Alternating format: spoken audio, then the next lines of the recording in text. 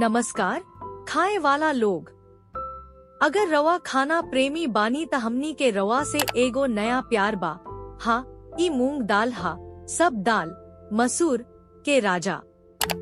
दाल जब भी हमनी के दाल के बात करेनी जा त लगभग सब केहू सोचनी जा कि ई कतना बोरिंग खाना हा। खैर, ई उतना बोरिंग नहीं खे। असल में दाल के इस्तेमाल सांबर बनावे से लेके दाल मखानी तक के मशहूर रेसिपी में होखेला। ऋग्वेद जैसन प्रसिद्ध भारतीय ग्रंथन में भी दाल के एगो आम भोजन के रूप में उल्लेख कइल गइल बा। लेकिन का रवा जानत बानी की भारत में 4000 साल से ज्यादा समय से इ छोट छोट पीला अवुरी हरे रंग के मूंग दाल के इस्तेमाल होखता। मूंग दाल पोषक तत्वन के सस्ता आ स्वादिष्ट पावर हाउस हा। इना सिर्फ राउर पेट भरल रहेला बालुक राउर स्वास्थ्य के सुरक्षा भी करेला।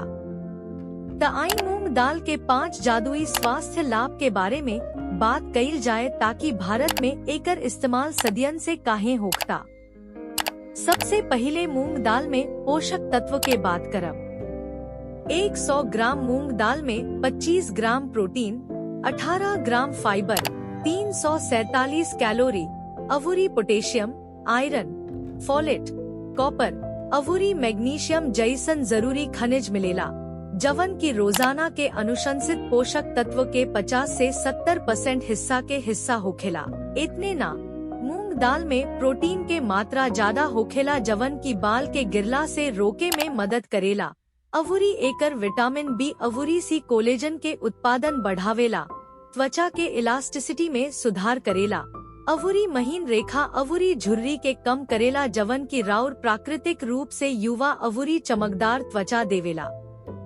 मूंग दाल खैला से वजन कम हो सकता, अवुरी पाचन में सुधार हो सकता, काहे की एकरा में फाइबर के मात्रा ज्यादा होखेला, जवना से राउर पेट भरल रहेला, अवुरी मेटाबॉलिज्म के दर बढ़ जाला, जवना से राउर ज्यादा खाएं अवुरी पेट फूले से बचावल जा सकता।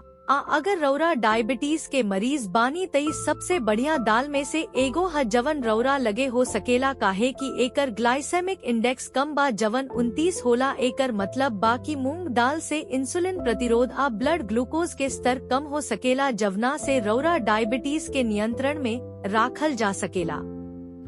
संगी मूंग दाल में पोटेशियम अवुरी आयरन भरपूर मात्रा में होखेला जवन की ब्लड प्रेशर के कम करे में मदद करेला।